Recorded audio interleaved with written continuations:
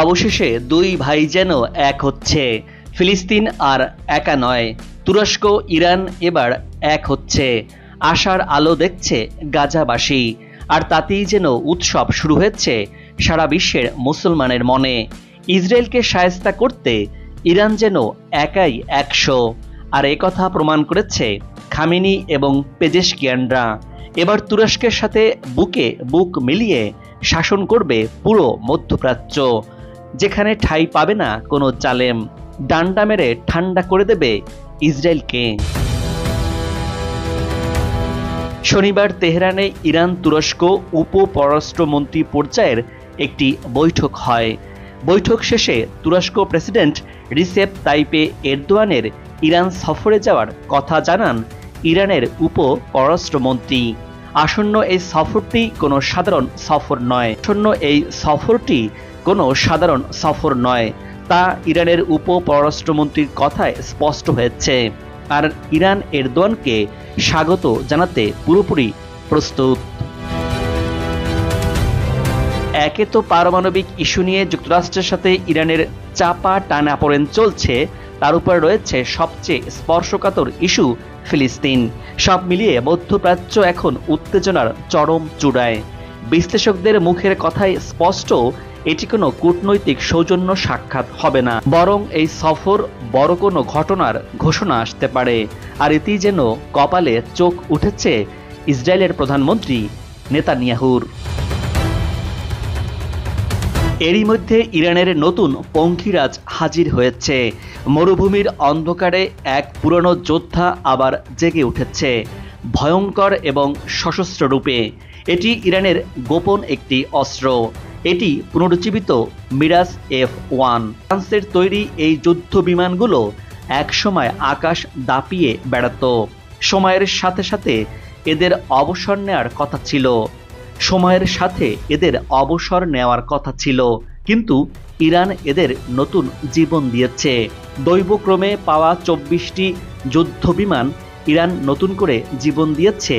বর্তমানে ইরানের সামরিক শক্তিতে নতুন এই যুদ্ধ বিমান যোগ করেছে এক নতুন শক্তি, যার নাম মিরাজ F-1 যুদ্ধ বিমান।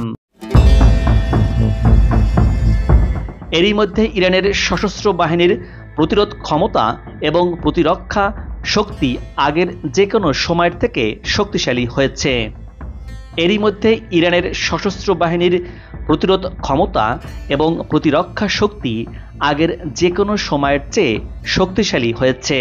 ইরানের সশস্ত্র বাহিনীর প্রধান major general Mohammad Bagheri Ayatollah Ali খামেনির সাথে বৈঠককালে এই কথা বলেছেন।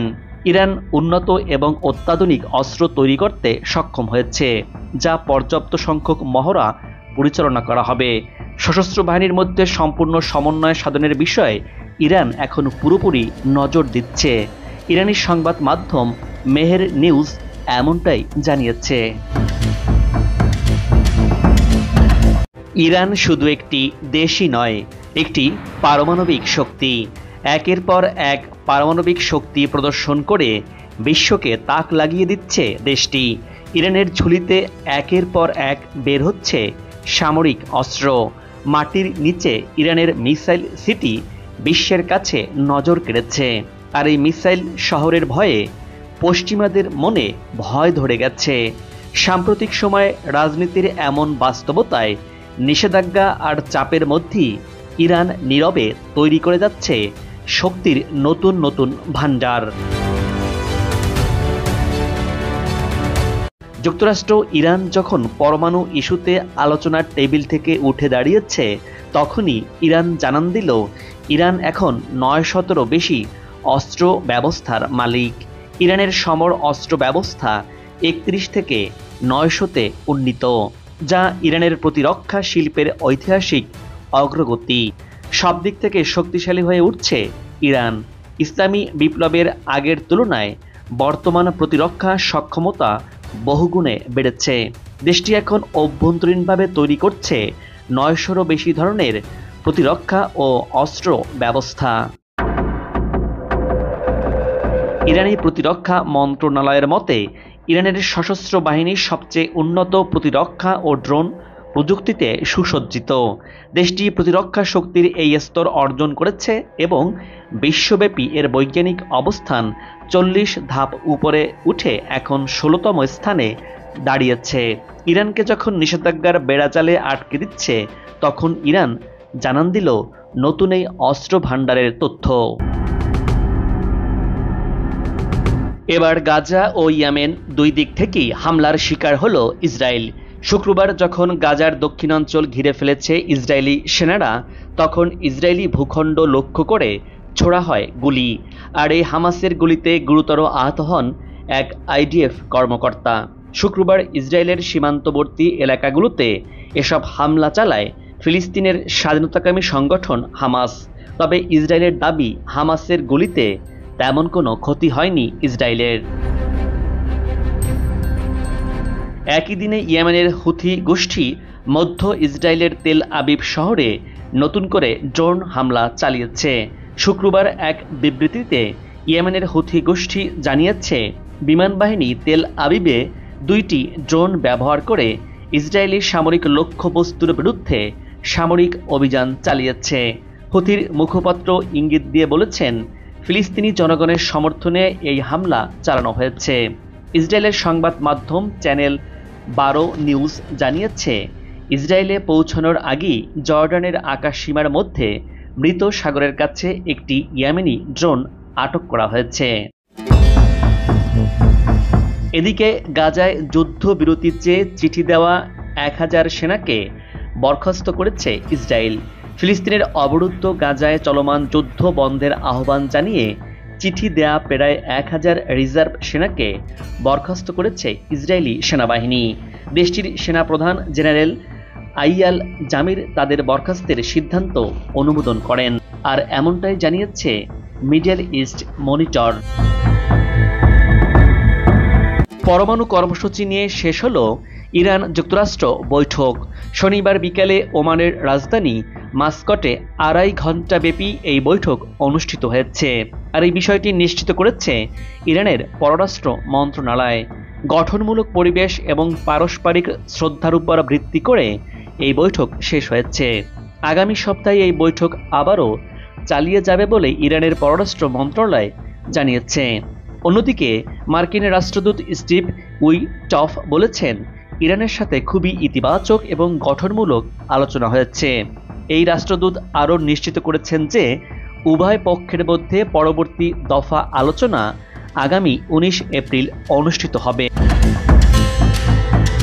এদিকে যুক্তরাষ্ট্রের সাথে ইরান আলোচনা করছে, সেই সাথে মিসাইলও রেডি রাখছে।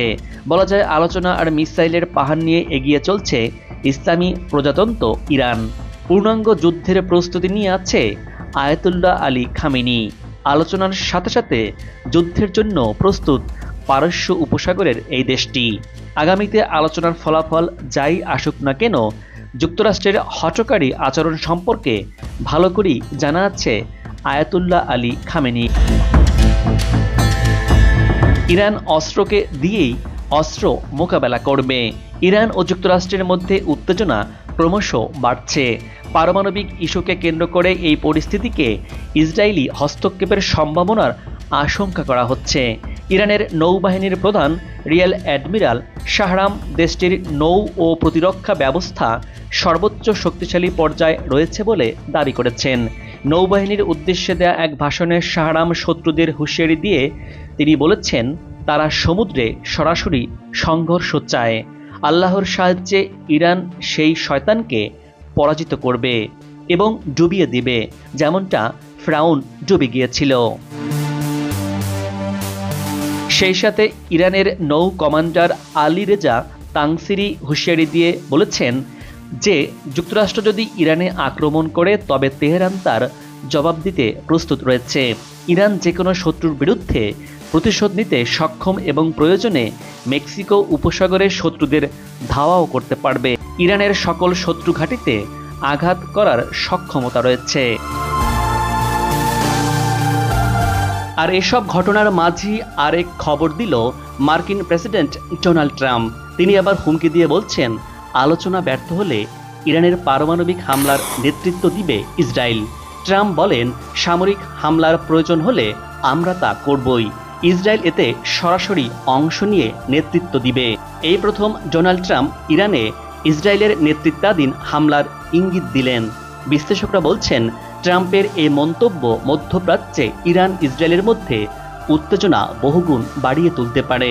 অন্যদিকে আলোচনা সফল না হলে এই অঞ্চলে অস্থিরতা আরও বিরাজ করতে পারে। অন্যদিকে ইরান বলছে, হুমকি ধামকি দিয়ে আর যাই হোক ইরানকে কাবু করা যাবে না। ইরান সব রকম পরিস্থিতি মোকাবেলা করতে তৈরি আছে। ইটের জবাব তারা দেবে পাথরে। প্রয়োজনে শত্রুদের মুখে তারা ছুঁড়ে মারবে আস্ত পাহাড়। ইরান কেবল ইসরায়েল আর আমেরিকাকেই সতর্ক করেনি, তারা আরব দেশগুলোকেও সতর্ক করেছে। কেউ ইরানে হামলার জন্য ভূমি বা আকাশসীমা ব্যবহার করতে দিলে তাদের পরিণতিও খুব একটা ভালো হবে না। সেই সাথে ইরান বলছে, তাদের নাম নিতে হবে সম্মানের সাথে। আলোচনা হবে সমতা আর ন্যায়ের ভিত্তিতেই। এই ঘটনার মাঝেই আরেক খবর দিল মার্কিন প্রেসিডেন্ট ডোনাল্ড ট্রাম্প। তিনি আবার হুমকি দিয়ে বলছেন, আজকে ওমানের আলোচনা ব্যর্থ হলে ইরানের পারমাণবিক স্থাপনায় হামলার নেতৃত্ব দিবে ইসরায়েল। ট্রাম্প বলেন, সামরিক হামলার প্রয়োজন হলে আমরা তা করবই। ইসরায়েল এতে সক্রিয়ভাবে অংশ নিবে আর এতে নেতৃত্ব দিবে। আর পরক্ষণেই তিনি আবার যোগ করেন, কিন্তু কেউ আমাদের নেতৃত্ব দিবে না, আমরা যা করতে চাইব তাই করব। এই প্রথম ট্রাম্প ইরানে ইসরায়েলের নেতৃত্বাধীন হামলার ইঙ্গিত দিলেন। যুক্তরাষ্ট্র ও ইসরায়েলের এই পরিস্থিতির মাঝেই বসে নেই ইরান। প্রতিরোধের সব শক্তিকে এবার একে একে জড়ো করছে খামেনির দেশ ইরান। মধ্যপ্রাচ্য জুড়ে যে মহাযুদ্ধের প্রস্তুতি চলছে, পরমাণু চুক্তি নিয়ে মুখোমুখি আয়াতুল্লাহ আলী খামেনি ও মার্কিন প্রেসিডেন্ট ডোনাল্ড ট্রাম্প।